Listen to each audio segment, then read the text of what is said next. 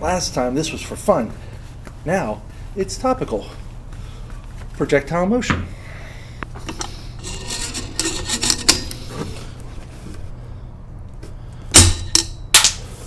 Projectile motion.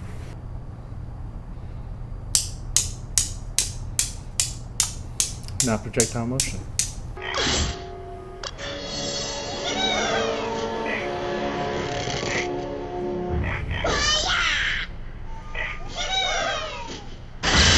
Projectile motion. Well, that was a lot of fun. Welcome everybody to today's walkthrough. In this week's experiment, we're going to be looking at two-dimensional motion, projectile motion in particular, where there's only one acceleration, and that acceleration is vertical, it's due to gravity. Now, the main point of this week's lab is to focus on prediction, being able to use the equations that we've studied in lab and lecture. We want to use these equations in order to predict where a ball is going to land once we've launched it. Now, this is something that we as humans all seem to have a sort of natural, intuitive understanding for. This is kind of an opportunity for us to bring together these two ideas where we're doing the math and making predictions, but tying it in with what we do internally. For example, we've known how to use projectile motion for years and years and years. Nobody ever on the basketball court stops and works out the equations to make sure that they get that three-point shot. By contrast, many uses in the modern world rely on our being able to predict exactly where something's going to land once we've launched it. So before we get into any further details, let's take a look at this week's pre-lab activity.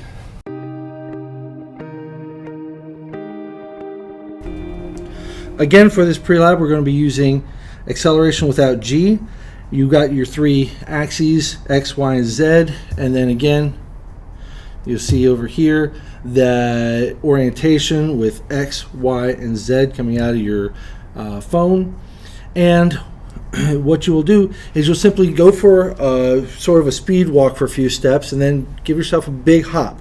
We're looking for a moment while you're in that big hop that shows constant acceleration downward. So simply hold your device vertically like so, push play, and then as the data starts, you go and have a hop in there. Stop the data and then take a look at your results. And so now with the data, you notice that even though there are some wobbles along the x-axis and some wobbles along the z-axis, but they mostly stay around zero. There's no clear acceleration. And here you see 9.8 meters per second squared while flying in the air. And so what you're demonstrating in this pre-lab is that you only experience acceleration due to gravity while you're in the middle of your hop, and that acceleration along the other two axes is approximately an average out to be zero, confirming that your motion forward remains constant while you're in undergoing projectile motion.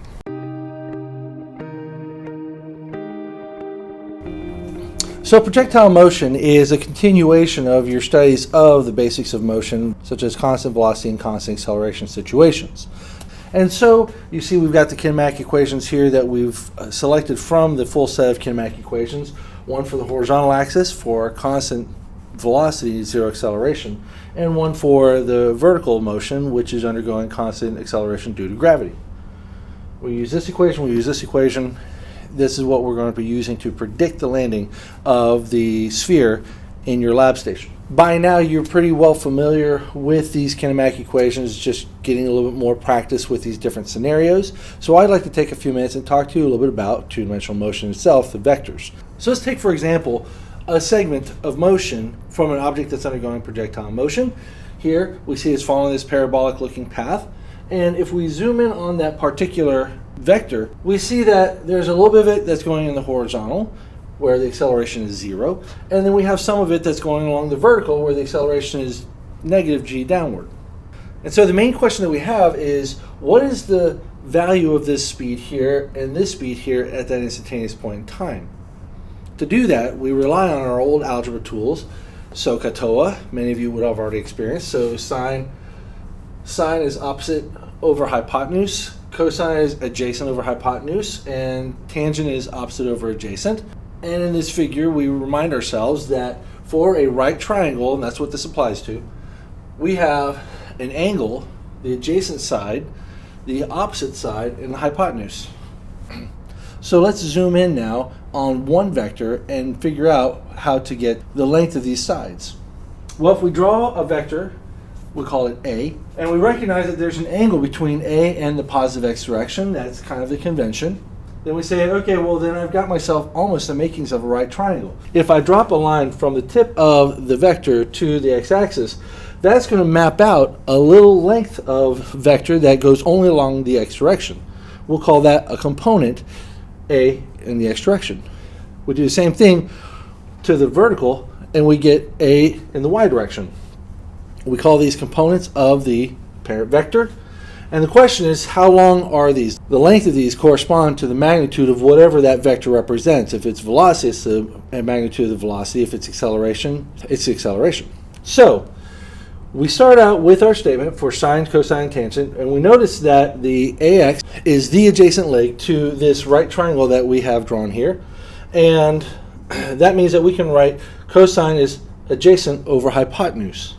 Okay, good. Where this absolute value gives the length or the magnitude of the parent vector. So if I rewrite this so that it's not having fractions in it, then I have the length of A sub x is equal to the length of A times the cosine of theta. The reason that this works and makes sense is because if you remember from studying sines and cosines, you'll recognize that the value of the sine and the cosine live between positive and negative 1, so they stay within a magnitude smaller than 1.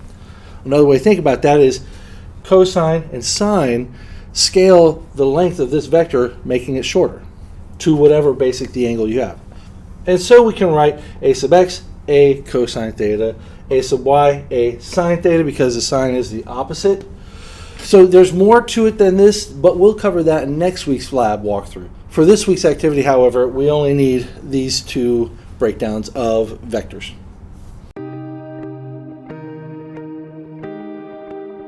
Okay, so the equipment that you'll be working with for this experiment is the ramp assembly, which looks a little funny, but we have the clamp that's holding down this ramp but allows us to make close measurements with the photo gate.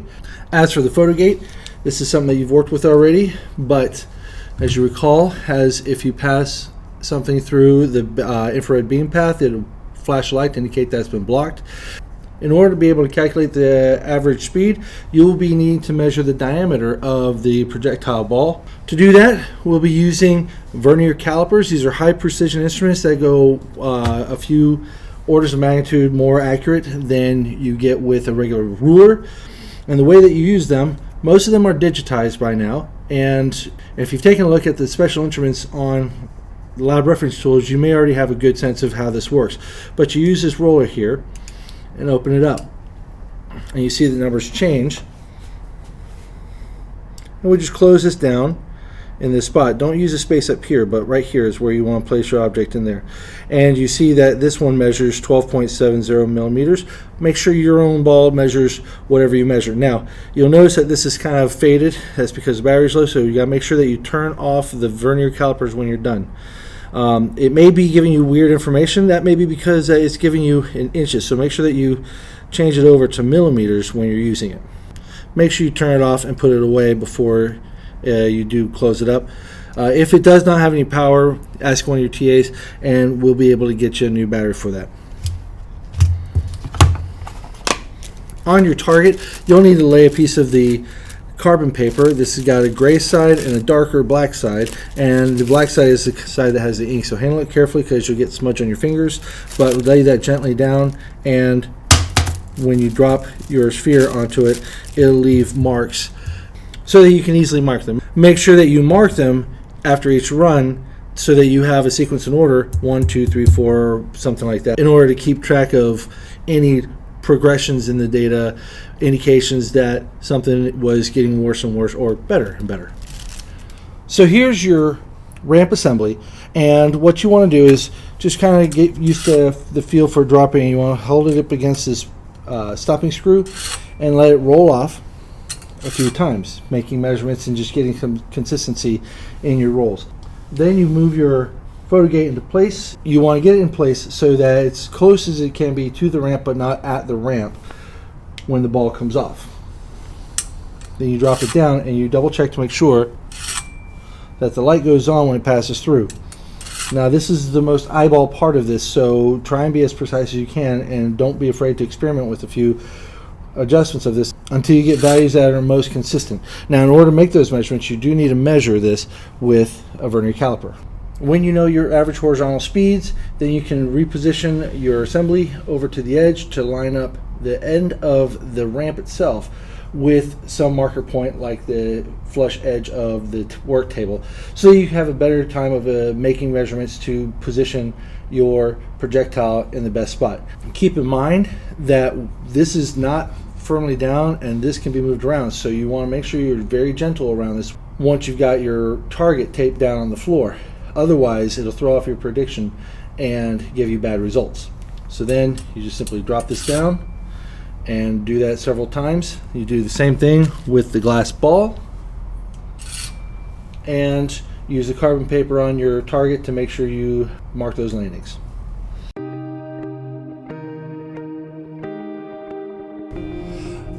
Okay, so now that you have an idea of what's going on with the lab, let's just take a moment and talk about the worksheet.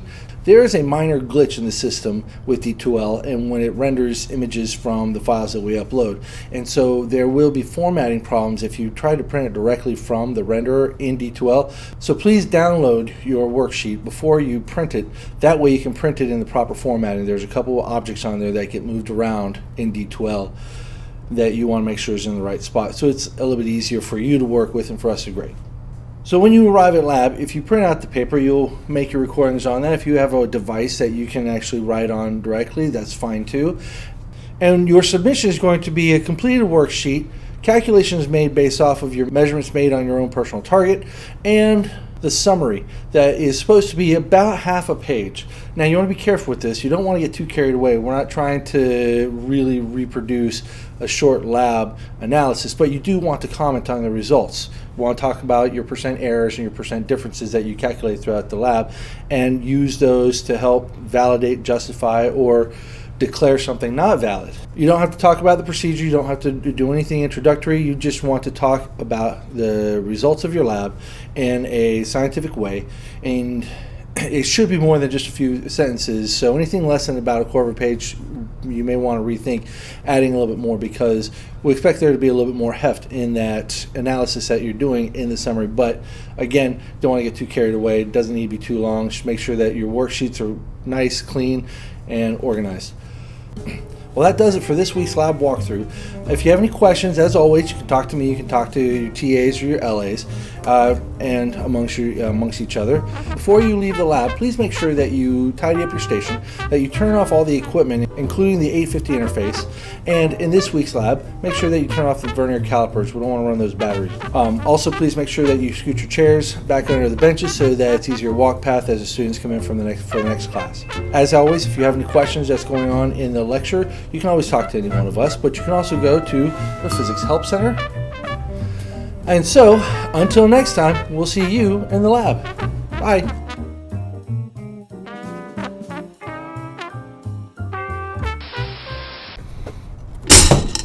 Holy cow. Overkill.